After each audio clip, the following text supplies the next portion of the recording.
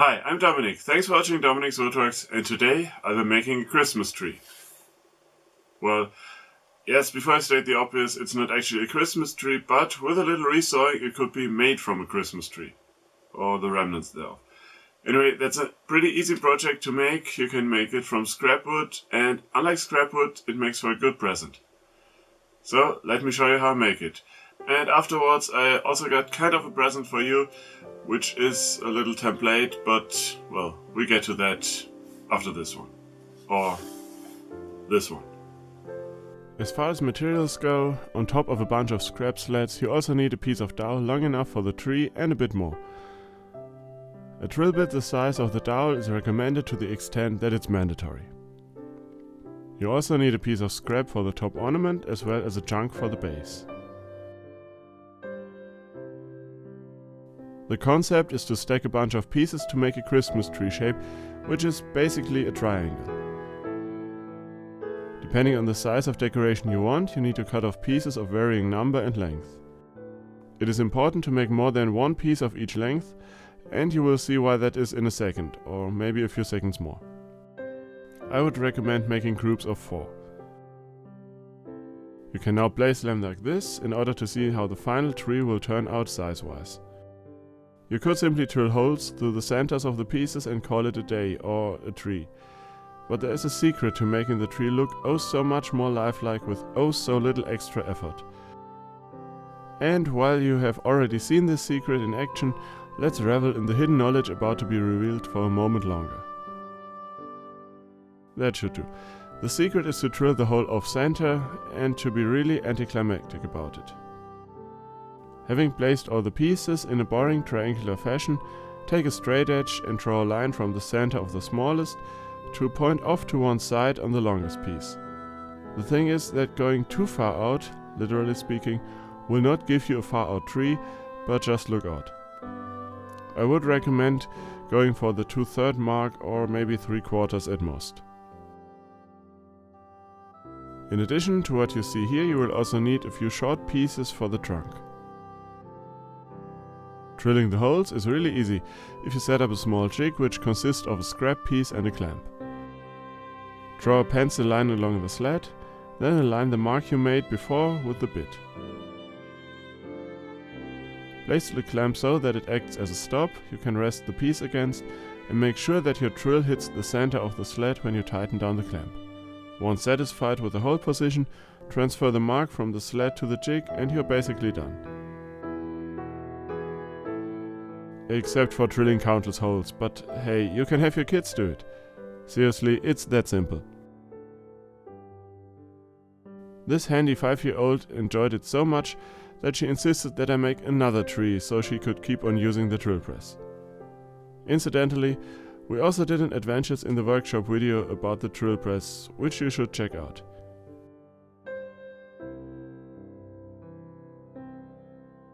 But now the fun part is over. Now we need to get back in shape. Well, at least the wood does.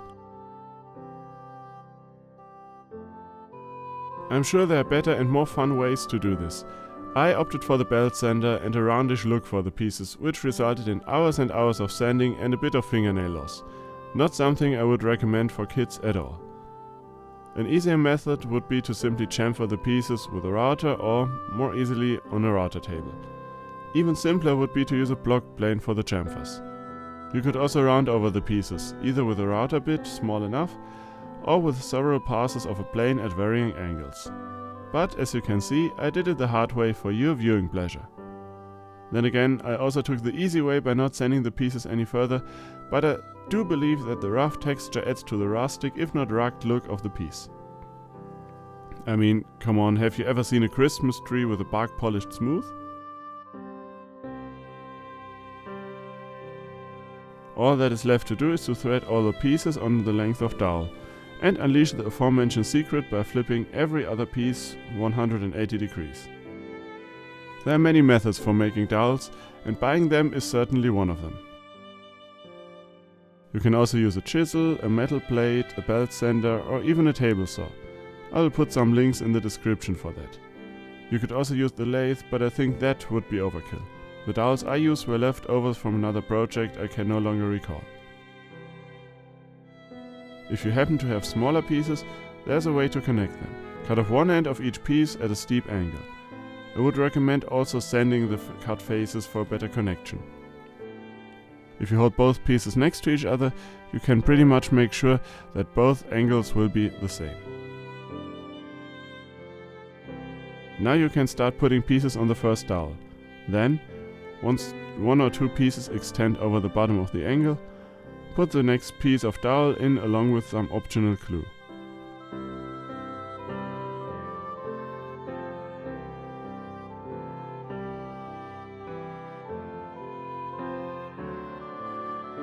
I also need a base, and I found mine in my burn box / lumber storage. A piece of beam will do nicely and add to the either rustic or reclaimed nature of your finished piece. Drill a hole into it for the dowel and you're good to go. Same with the top ornament if you choose to make one. Take a piece of board thick enough for the dowel, drill a hole into it and cut out whatever it is you want. I picked badly sketched stars for mine. I did not glue mine down in any way, and the reason is being able to do this.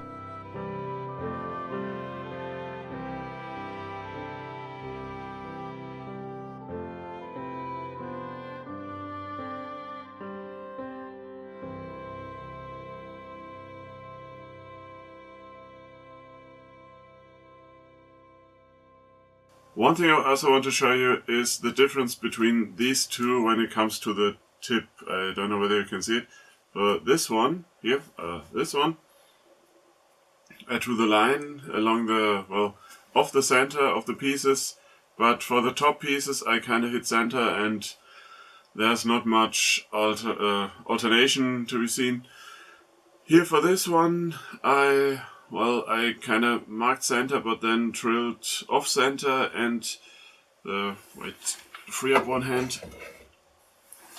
The offset here is larger than it's up here, which I think makes for a nice effect, but there is still offset up to the topmost part. I kind of like this one better, but the other one, it works too. So I did promise you kind of a present, and it's this, or at least in part. This is a template I made to be used for a small piece of plywood or scrap board or whatever. And what you get, if you add a skewer, is this. It's basically the same method to use with a skewer in here, and this is a piece of scrap right from the burn box, and it makes a little Christmas tree. You can, of course, which I didn't do with this one, you can sand it like the big one. You can take kind of spray paint and go over it. I made mine on the scroll saw. You could also use the bandsaw or the fret saw, which basically is a scroll saw without the motor. And you might be able to do it with a jigsaw if you're feeling kind of daredevilish. I wouldn't recommend that though. Head over to dominicswoodworks.com to download the template for this. And I'd love to see pictures if you make one or have your kids make one. Shoot a pic, send it to me. I'd love to see it and love to share it if that's okay. Which is incidentally also my entry to the Christmas Ornament Challenge 2016, hosted by Carl Jacobson and Alan Stratton. It's, as usual, when I post my entries, it's almost over. Nevertheless, head over there and check out all the cool entries. Thank you for watching. Let me know what you think in the comments below. Please subscribe to my channel so you don't miss anything. And as always, remember to be inspired. So, thank you for watching. I hope you enjoyed this Christmas ornament, which incidentally is also my entry to the Christmas Ornament Challenge 2000. And it went so well.